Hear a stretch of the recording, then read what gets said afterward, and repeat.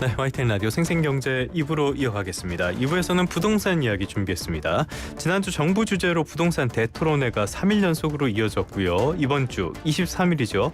이재명 대통령이 주재하는 국민 대토론회가 열릴 예정인데요. 온라인상에서도 국민들의 의견이 쏟아지고 있습니다. 이 포인트는 뭐냐? 1주택자 그리고 초고가 주택에 대한 규제, 보유세를 포함한 세제 개편, 또 대출 문제 이런 것들이 거론이 되고 있는데요. 윤지혜 부동산 114 리서치 랩장과 함께 이야기 나눠보도록 하겠습니다. 랩장님 어서 오십시오. 네, 반갑습니다. 하우스 이름이 부동산 R114죠? 아닙니다. 다시 원래 먹었습니까? 네, 부동산 114에서 부동산 R114로 한 5, 6년 떠돌다가 네. 다시 부동산 114로 돌아왔습니다. 이름을 너무 자주 바꾸니까 잘 헷갈리잖아요. 아니 5, 6년 만에 바꿨으니까 자주는 아니죠. 알겠습니다. 사실은 윤지혜 랩장님의 이 직함도 자주 바뀌었던 걸로 저는 기억을 하기 때문에 아닙니다. 수석연구원으로 한 10년 활동했고 리서치 랩장 된 지는 한 5, 6년 됐으니까. 그럼 5년에 한 번씩 바뀌는 걸로 예. 알겠습니다. 예. 자, 이제 부동산 대토론회 지난주에 화수금 이렇게 있었고요. 이번 주 목요일 날 대토론회가 예고돼 있는데 초대 받으셨죠? 네, 뭐 갈까 말까 지금 생각 중입니다. 안 가시고요? 가야죠. 예. 갈 거면서 뭘 또 고심을 한다고 이렇게 또 연막을 피시는. 예. 전반적인 부동산 토론회 지금까지는 어떻게 보고 계세요? 지금까지 이제 토론회들을 보면 대토론회로 다 미루고 있다. 그러니까 모든 토론회에 사실은 에피타이저 기능을 좀 하는 거고요. 네. 이러저러한 토론을 통해서 이제 국민 대토론회 이번 주에 예정돼 있잖아요. 거기에서의 의사결정들로 사실은 다 쏠려 있다 이렇게 평가를 할 수 있기 때문에 사실은 결정된 게 없는 거죠. 의견은 계속 듣고 있는데 결정은 23일에 전반적으로 의사결정들이 나올 거다 이렇게 보시는 게 맞을 것 같습니다. 근데 대토론회 이거 지금 2시간 예정돼 있잖아요. 그렇죠. 20시간 해야 되는 거 아니에요? 이럴 거면? 그건 제가 정하는 게 아니니까. 2시간 동안 다들 한마디씩 하면 끝날 것 같은데. 그런데 지금까지 지난주 토론회를 쭉 보면은 정부랑 시장의 의견 이게 엇갈리고 있다라는 평가도 있는 것 같아요. 어떤 부분에서 그런 평가 나오는 걸까요? 전반적으로 시장의 현상들. 그러니까 우리가 이재명 정부 1년을 돌아보면 사실은 가격이 억눌렸다고 보기엔 사실은 급등한 지역이 너무 많으니까 지표로 명확하게 나오니까 보통은 근데 매매가가 오르면 전월세 정도는 조금 잠잠하거나 이런 현상들이 있었는데 이번에는 사실은 전세든 월세든 이 주거비가 같이 오르면서 동시에 매매가가 같이 튀고 그러면서 분양가는 또 한계가 있고 그대로 가고 그러면서 공급은 또 어렵고 그러면서 대출은 또 어려워지고 여러 가지로 어떤 의미에서는 저변에 깔려 있는 실수요자가 압박감이 심하다 보니까 우리가 실수요자 하지만 정확한 정의는 사실 명확하진 않으나 그렇죠. 굳이 정확하게 이걸 정의를 내려보면 무주택 생애 최초자는 진성 실수요자죠. 그렇죠. 근데 이런 분들조차도 이제 3억 원 한도 제한이라든지 정책 모기지에서의 한도 제한이라든지 이런 부분을 제한을 받으니까 불만들이 커질 수 있는 환경이죠. 이른바 그러니까 먼저 대출을 받은 사람이 좀 더 유리하다 보니까 그렇죠. 네. 막차에도 타지 못하신 진성 실수요자는 이제 불만이 좀 커질 수 있는 그런 상황이다 이렇게 봅니다. 윤석열 정부 때 그거 있었잖아요. 특례 보금자리론. 지금 생각하면 그게 얼마나 꿀 같은 상품이었는지라는 생각도 드는데 랩장님께서 지금 한 문장 속에 어렵다는 단어를 여러 번 쓰신 걸 보면은 상황이 진짜 어렵긴 어려운가 봐요. 지금 부동산 민심도 썩 좋지가 않은 것 같아요. 한국갤럽 여론조사에서도 부동산에 대한 부정적인 평가가 더 많았고요. 또 1년 동안 집값이 지금보다 더 오를 것이라는 응답이 55%, 내릴 거라는 응답이 14%에 그쳤는데요. 잠깐 전제 사항 말씀드리면 지난달 30일부터 이달 2일까지 전화 면접 방식으로 전국 18살 이상 유권자 1,005명을 대상으로 실시한 조사고요. 중앙선거 여론조사 심의위원회 웹사이트 참고하시면 되겠습니다. 자, 이런 여론조사 결과 어떻게 보십니까? 저희도 매년 상하반기 수요자 설문조사를 하고 있습니다. 맞죠. 참고 많이 하고 있습니다. 맞습니다. 근데 그 과정에서 보면 사실 작년에 이제 올해 상반기를 전망할 때 15 대책 이후에 분명히 설문조사를 했음에도 불구하고 상승 전망이 더 커졌어요. 네네. 하락 전망은 줄어들고 여기서도 보시는 것처럼 상승 응답이 55%, 하락 응답이 14%잖아요. 네. 이거는 이제 매매가에 대한 건데 매매가에 대한 전망의 근저에 깔려 있는 건 앞서 잠깐 설명드린 전월세 시장이 있는 거거든요. 네. 그래서 이게 전세에 대한 전망으로 따로 오고 월세에 대한 전망으로 따로 오게 되면 이 지금 그 오를 거란 전망이 더 강해집니다. 네네네. 그러니까 예를 들어서 전세로 가면 오를 거라는 전망이 뭐 70%, 80% 이 수준까지 올라오고요. 월세로 가면 거의 90% 수준까지 올라와요. 무슨 얘기냐? 전월세 주거비에서 압박받는 그 요소들이 결국은 이 매매가 쪽을 건드리고 있다. 이런 평가의 하나의 근거 자료로서 보실 필요가 있는 거죠. 그러니까 전월세가 불어나니까 어쩔 수 없이 매매에 나설 수밖에 없는 그런 상황이다. 그렇습니다. 그리고 이런 지표들을 보실 때 해석을 하실 때 좀 주의하실 부분은 단순히 55%, 14%가 중요한 게 아니고 격차가 중요합니다. 몇 배 정도 차이 나냐. 보면 거의 한 4배 차이 나잖아요. 그럼 4배에서 한 5배 정도의 편차에서 상승 전망이 더 큰 거니까 이 해석에서의 그 여러 가지 지표들, 변수들을 고려해 보면 사실 지금 하반기로 들어갈수록 이 신축 혹은 구축 쪽에서의 공급 이슈가 있어서 거기서 압박받는 요소들이 근저에 깔려 있다 이렇게 평가하면 좋습니다. 이거는 실제로 집값에 영향을 미치게 되잖아요. 아무래도 군중 심리에 대한 거니까요. 수요자가 어떤 선택을 할지에서 지금 이러이러한 현상들이 있다니까 그러니까 어떤 의미에서 보시냐면 내가 이제 의사결정을 할 때 보통 이제 여러 사람들은 어떻게 생각을 할까를 보고 판단을 하거든요. 근데 그 과정에서 군중 심리가 이렇게 움직이고 있으면 사실은 본인이 선택하는 게 타이밍을 놓칠 수 있다라는 약간 심리적인 압박을 받습니다. 그 과정에서 의사결정들이 더 빨라질 수 있다. 더 빠르게 움직여야 된다. 그렇습니다. 심리에 대한 문제인 거죠. 알겠습니다. 그렇다면은 23일 부동산 대토론회에서 어떤 내용이 다뤄질까 이게 굉장히 중요하겠는데요. 세 가지 측면에서 살펴보도록 하겠습니다. 첫 번째는 금융 규제, 두 번째는 공급 문제, 그다음에 마지막 세 번째로 전월세 문제. 두 번째가 공급 문제가 아니라 세금 문제를 다뤄보도록 할게요. 먼저 금융규제 문제인데 지금 부동산 정책 제안 이 웹사이트에 들어와 보니까요. 지금 시점에 1990건의 정책 제안이 들어와 있습니다. 이거는 사람들이 불만이 많기 때문인 것 같아요. 다 잘 되고 있으면 이렇게 많을 리가 없겠죠.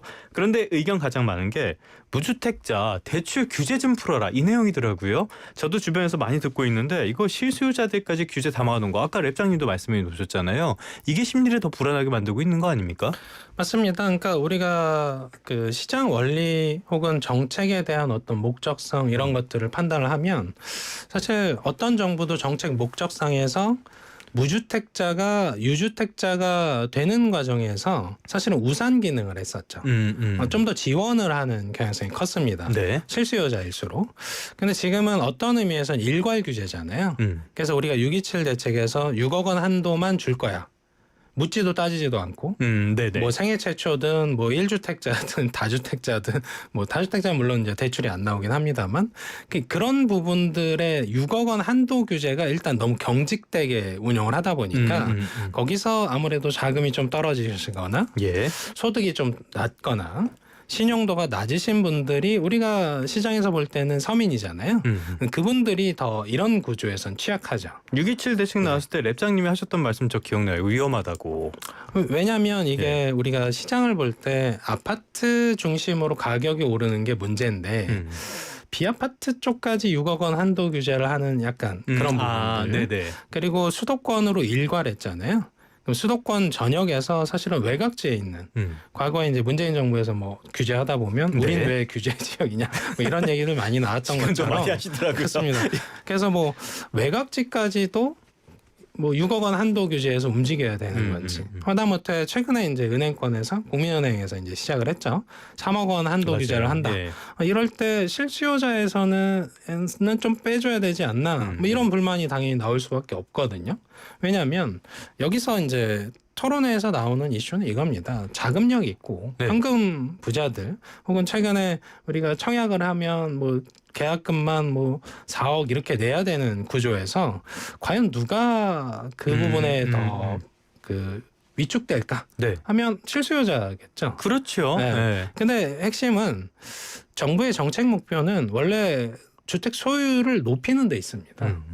무주택자가 자기 주택을 그렇지. 소유하고 네. 거주하고 그걸 이제 장기간 거주하면서 시장에 어떤 버퍼로서 작동하는 이런 부분들을 유도해야 되는데 지금은 유주택자가 되는 과정을 좀 네. 막고 있다 이렇게 네. 평가하고요.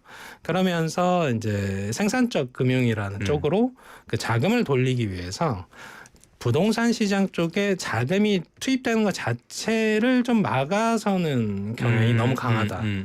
이렇게 평가를 하다 보니까 막히는 분들이 대부분 이제 서민들이라고 그렇죠. 보는 네. 거죠. 예. 실제로 막는다고 막아지지도 않고 현금 부자 이런 분들은 오히려 더 좋은 결과가 될 수도 있고 자 그러다 계속 말씀해 주신 것처럼 공급적인 이슈도 있는데요. 이 공급 문제 계속 커지다 보니까 김영범 실장이 어제 방송에서 단기 공급 대책을 총동원하겠다. 그런데 재건축 재개발은 이거는 맞는 대책 아니다 하면서 소극적인 모습이더라고요. 저는 들으면서 앞뒤가 좀 안 맞는 것 같은데 이 생각했는데 어떻게 잘 들으셨습니까? 예, 뭐 이렇게 보면은 사실 예.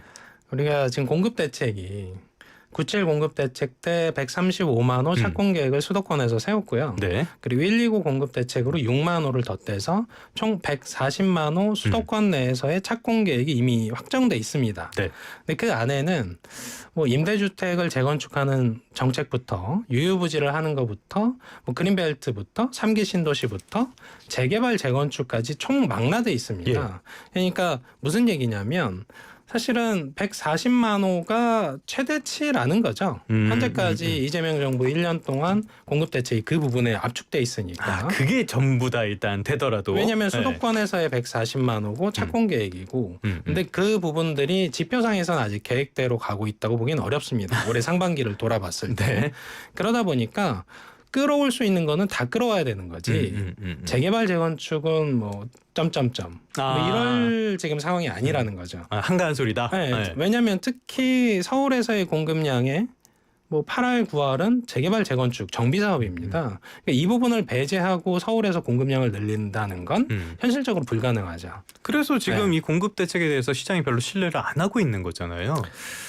뭐 그럼에도 네. 공급이라는 건 네. 사실은 수요층들이 받아들일 때 그래도 노력하고 있구나라는 것들을 끊임없이 발굴을 해야 되는 겁니다.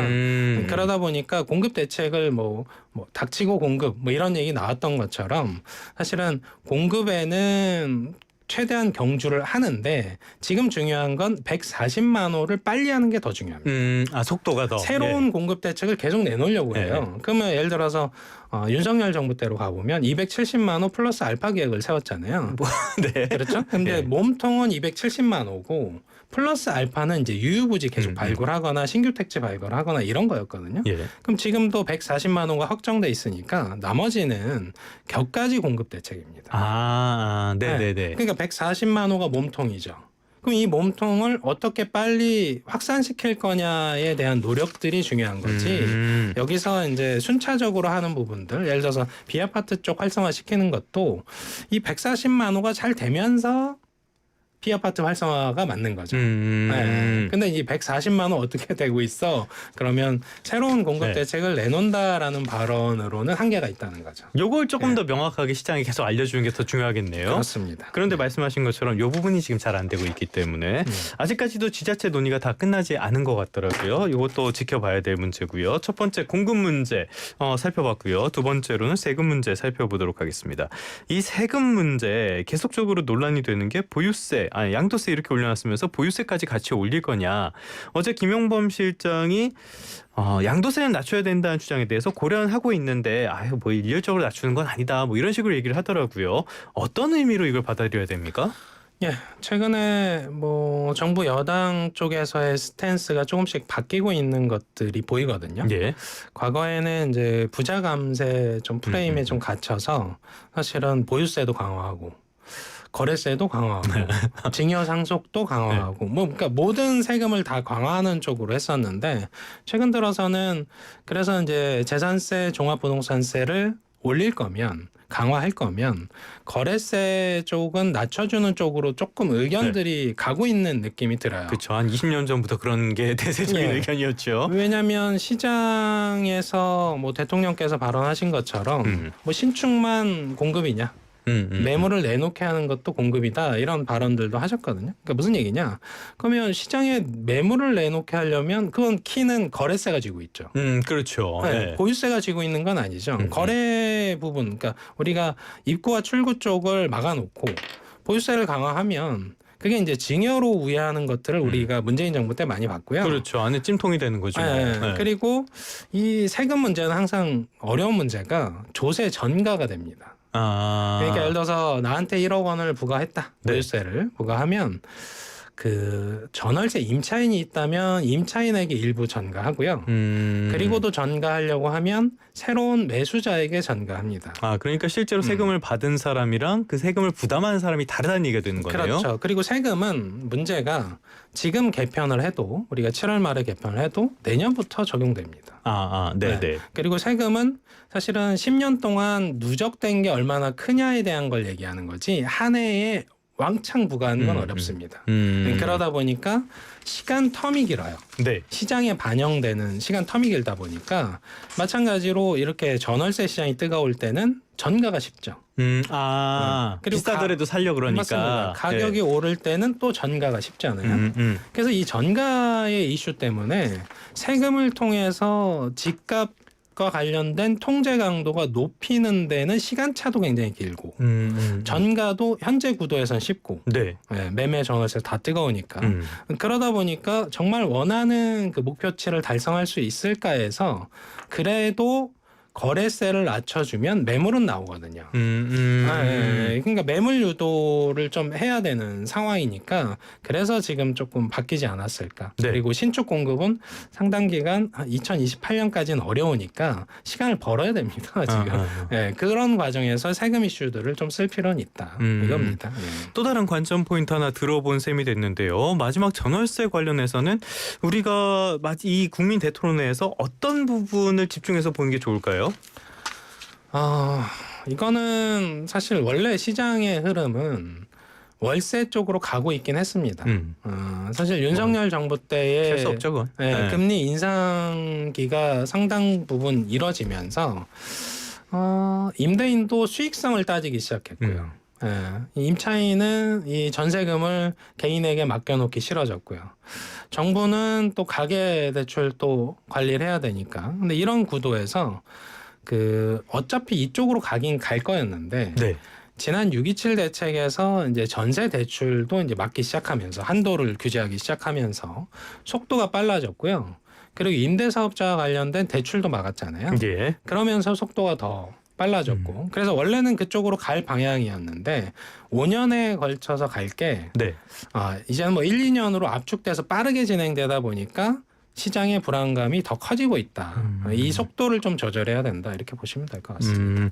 알겠습니다. 어떤 이야기 나올지 잘 모르겠는데요. 일단 조금 더 지켜보도록 하겠고요. 오늘 윤지혜 부동산 114 리서치 랩장의 명쾌한 이야기 들어봤는데요. 23일에도 활약을 배겨나도록 하겠습니다. 오늘 말씀 고맙습니다. 감사합니다.